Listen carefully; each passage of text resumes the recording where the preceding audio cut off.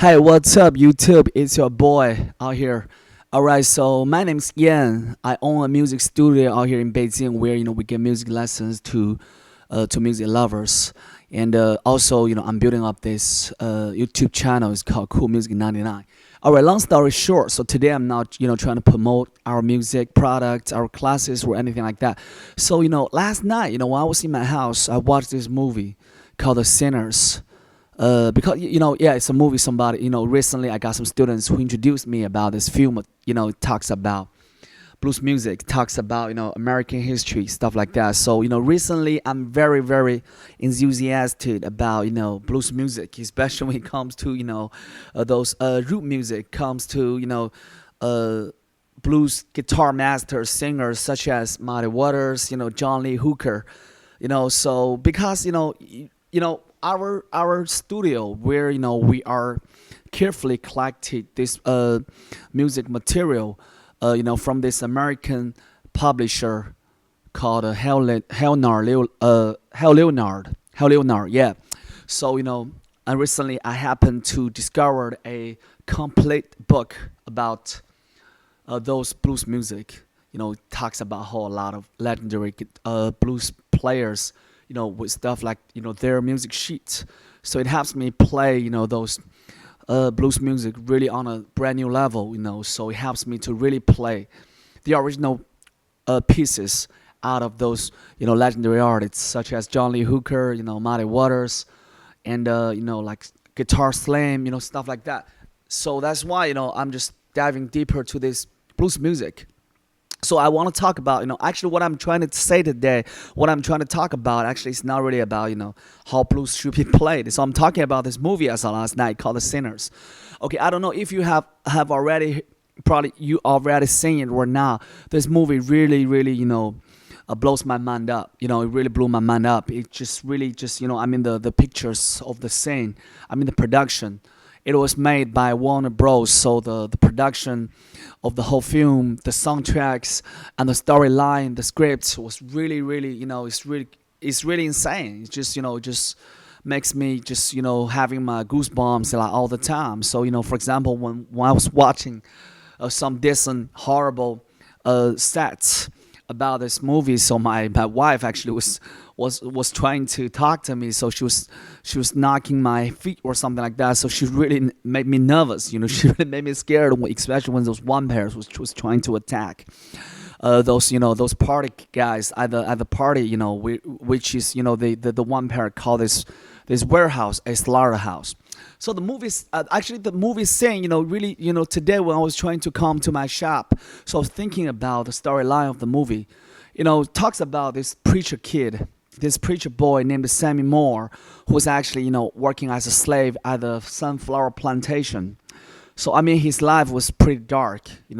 I mean, honestly, there's even not any hope that he could just live a normal life because during time of those period of times, in America, the life of a slave is pretty much is picking up the cotton, stuff like that's why he calls himself a sharecropper. So those slaves they're working like maybe like 24 hours to stay at the plantation, just live a very unhuman conditions.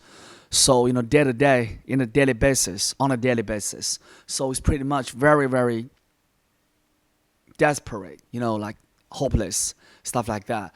There's not even a thing to make him feel a slightly happier. Maybe pretty much his whole life was miserable. That's why he found out this beat up guitar that which is I forgot where he picked up where he found the guitar. Oh yeah, he found the guitar from his this I don't know how to call it. My English is not too perfect.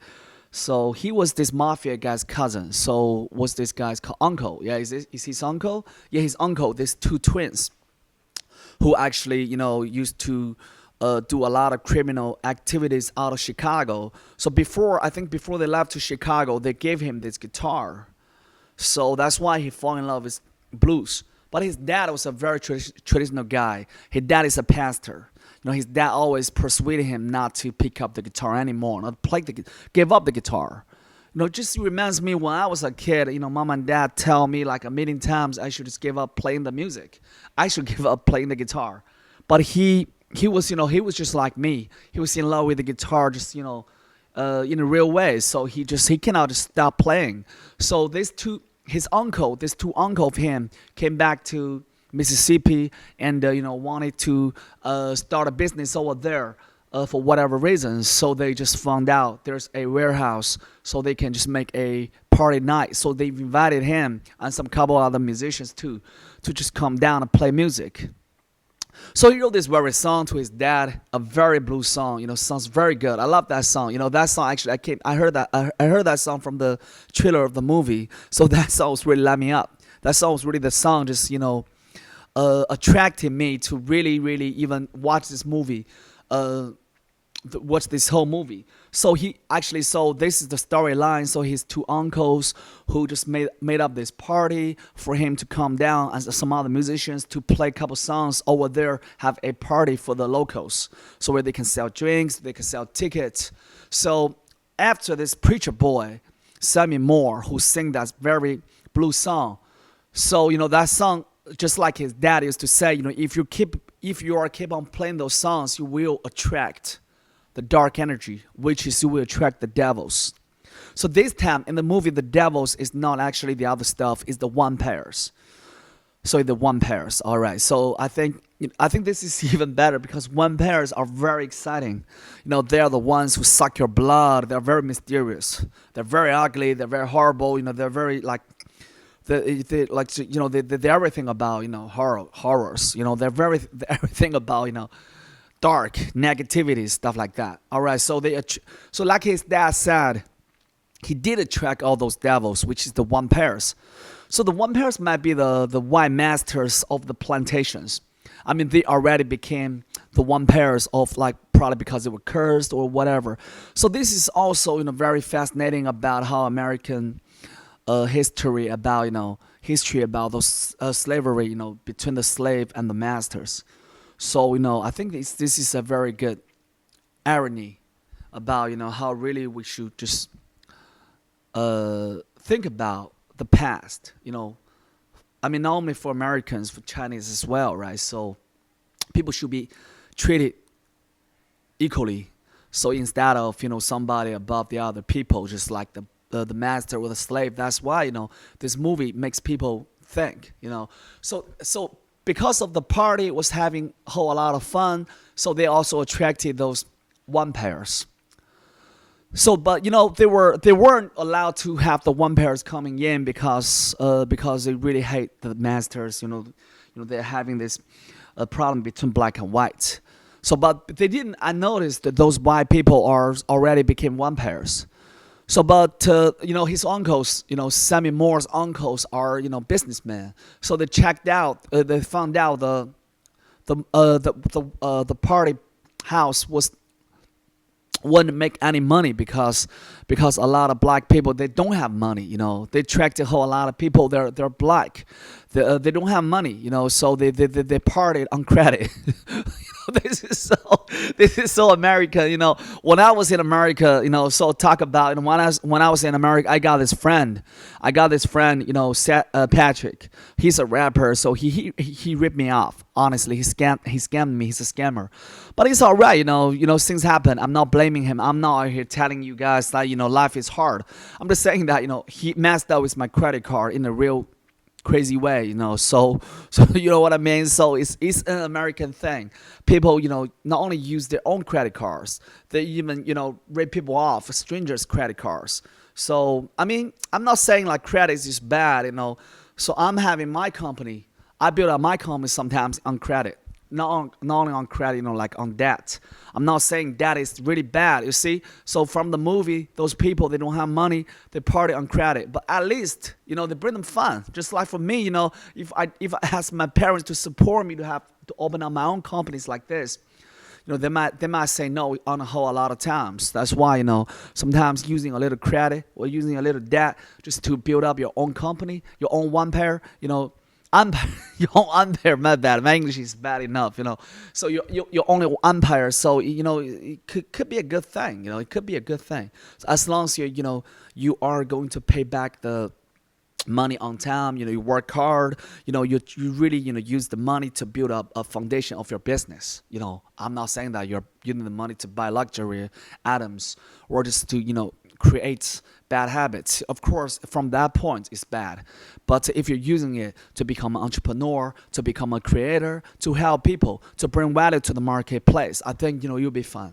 I think you'll be fine. Trust me. Yeah, just like the this guy, this Japanese American. I don't know his name again. So he wrote the book Rich Dad or Poor Dad. So he owns millions of dollars to the bank, but he lives a good life. You know what I mean? So all right. So I'm not saying that you should just you should. I'm not asking you to live above your means. I'm not saying that you should just start it mess up with your credit cards. So okay, let's go back to the movie. So he this party because he got this voice which is very soulful. His song was bluesy and the lyrics was really like right on point. That's why it attracted all those one pairs. So they were having this fight between parties. The fascinating thing about those one pairs is also, they were really bad. They were really sad. They were really miserable because they were in a zone where they cannot reborn. They were trapped in a place where they cannot reborn. They cannot feel anything. Like the movie says, they can't even feel the sunlight. That's why the sunrise. They can't even feel the sunrise. They were so cold, so dark. They felt like really, really they were feeling like really unhealthy. So, but they also sing the songs because the uncles found out they were losing money. So one of the wife of the uncle, went out because she's white. So she went outside to talk to those people, those white people, because those white people were trying to come down to have a party because they said they got the money. So they do got the gold medals. They do got the gold cash or stuff like that, gold coins or something like that. So this uncle's wifey came out to the party to find out those guys because they want the money. So that's how actually one of the uncle's wife turned herself into a one pair herself. So later on, they were having this fight between the one pair and the human, the dark, the evil, and the spiritual energies. That's why I love this movie so bad. It's because it's really fascinating. It's just horrible in a way. It's like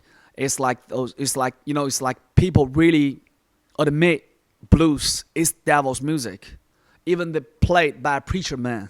Even played by a son of a preacher man. A preacher supposed to be a guy who against evil all around, all cuts. So, but his son in love with the devil's music. You know what I mean? So that's why this is just so fascinating. So, what's real, what's not devil, what's devil is blues music, really devil's music is a concept. It's a mystery. That's why, you have those British rebel boys like the Rolling Stones who also got songs like Show Sympathy to the Devil. So this is pretty much the whole movie all about. So what I'm out here making this review is because if you haven't watched this movie yet, you might want to take a look. You might want to take a look. This is a great the script, the whole story. A preacher man became a sinner because he in love with the devil's music, and he went to a place to party to really start to stand out to pursue his American dream. But he just found out it's a lost Americana. So because he in love with the devil's music, he didn't become a American artist who are famous, but he attracted the dark energy, which is the one pairs. So this is really a fascinating script. Talks about how Americans has been suffering from pursuing what they want, so like being misunderstood. But at the end of the day, you see the end of the movie, they were winning from the one pairs. They won. They won the whole battle. So I think this is I think this really was fascinating to me even. So recently I just found out I just found out, people are just talk about dreams. Actually, reality is a dream. I'm not, I'm not trying to be mysterious. What I'm saying is like, because your dream, no matter your American dream or your China dream, you won't be exactly as you envision. How it possibly can be exactly like you've been thinking about. Think about this.